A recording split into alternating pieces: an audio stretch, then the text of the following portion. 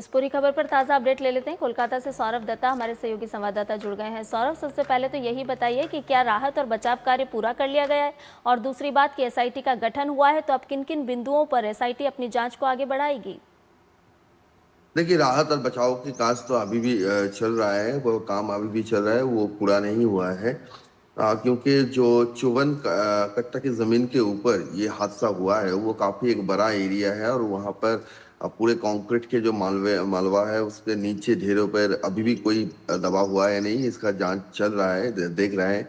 India सेना, NDRF, civil defence, Kolkata police, fire brigade और पूरे 6 कोलकाता कॉरपोरेशन के जो रेस्क्यू वर्कर्स हैं वो सारे मिलकर ये काम कर रहे हैं।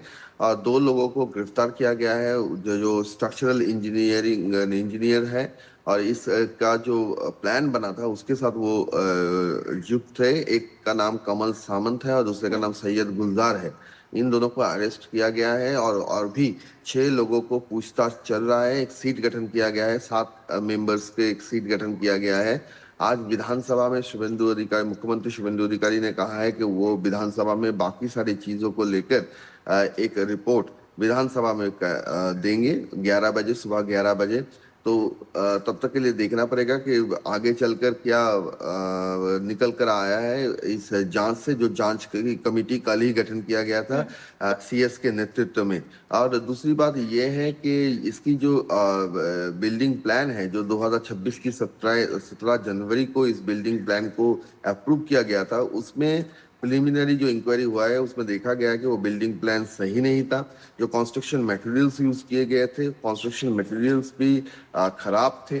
तो जो बेहरा ब्रदर्स जिनको ये लीज दिया गया था, 30 साल के लिए लीज दिया गया था, वो इसके ऊपर क्यों ये जो गलती, जो प्रिलिमिनरी जो रिपोर्ट सामने आया कि उसमें बिल्डिंग प्लान सही नहीं था, उसके ऊपर आगे चल के कार्रवाई चलेगा। इसीलिए स्ट्रक्चरल इंजीनियर्स जो है उनके साथ बातचीत हो रही है कि क्यों उन्होंने इसको आगाह नहीं किया कि ये ठीक नहीं है।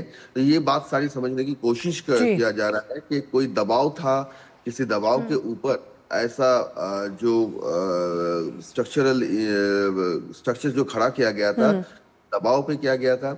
ममता बनर्जी की शासनकाल में सिंडिकेट का जो आरोप है, वो सिंडिकेट का आरोप इस यहाँ पर भी कितनी देखा गया, कितना कितना उसका इन्वॉल्वमेंट था सिंडिकेट का, वो भी देखना पड़ेगा कि सिंडिकेट के दबाव में ये सारे जो खराब मटेरियल्स यूज किए जा रहे थे वो कहीं सिंडिकेट के दबाव पे तो ये सब काम जी नहीं हो सौरभ। रहा। इन सारी बातों को लेकर आगे जांच चल रही है। सुबह 11 बजे थोड़ा छवि और स्पष्ट होगा।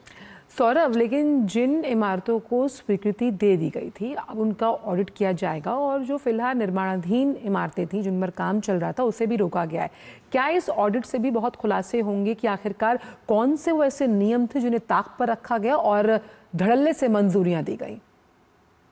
देखिए, ये पहली बात नहीं है। इसके पहले भी जितने सारे बहुत सारे ऐसे घटना घटी है जहां पर देखा गया है कि बिल्डिंग प्लान को माना नहीं जा रहा है, और इसी का कारण ये था कि जो अवैध निर्माण थे उसके ऊपर मुख्यमंत्री शुभेंदु अधिकारी की सरकार आने के बाद ही अवैध निर्माण के ऊपर लगातार कार्रवाई चल रहा था। जो जो कितने अवैध निर्माण है उसके ऊपर एक ऑडिट भी हुआ था, और बहुत सारे ऐसे अवैध निर्माण के ऊपर एक्शन भी लिया गया था।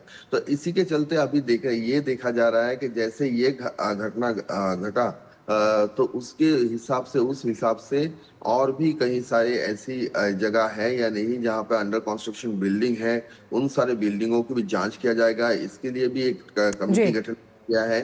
और 30 जुलाई तक हर एक ऐसे जो अंडर कंस्ट्रक्शन बिल्डिंग है कोलकाता कॉरपोरेशन के तहत, उस पर काम पर रोक लगा दिया गया है। की जो टीम है वो जांच करेगी, जांच करने के बाद ही आगे की कार्रवाई होगी। लेकिन प्रिलिमिनरी जो रिपोर्ट से हैं, जो ताला तला के से जुड़े हुए हैं, इससे ये बात साफ है कि इसका बिल्डिंग प्लान जो था वो बिल्डिंग प्लान सही नहीं था। बहुत बहुत शुक्रिया आपका सौरभ, तमाम जानकारी को हमसे साझा करने के लिए। और साफ तौर पर संध्या, हमने देखा है कि जो भूमि प्लान होता है अगर उस हिसाब से काम ना हो तो जिस तरह से लखनऊ में हुआ है वहाँ इस तरह के जो मामले हैं वो सामने आते हैं, क्योंकि कहीं ना कहीं जो सिस्टम लैप्स है उसका शिकार कौन बनता है? आम आदमी। निश्चित तौर पर, और जब भ्रष्टाचार की नींव इस तरह से रखी जाती है तो इमारत भी भरभरा कर गिरती है, लेकिन आम आदमी को सीधे तौर पर नुकसान होता है। और अभी हमने मंत्री को सुना भी, अग्निमित्रा पॉल साफ तौर पर कह रही थी कि अगर किसी और ने किया है तो भरपाई ये वाली सरकार तो बिल्कुल भी नहीं करने वाली है। नया सवेरा में खबरें और भी हैं, लेकिन फिलहाल एक छोटे से ब्रेक के लिए रुक रहे हैं, जल्द हाजिर होंगे।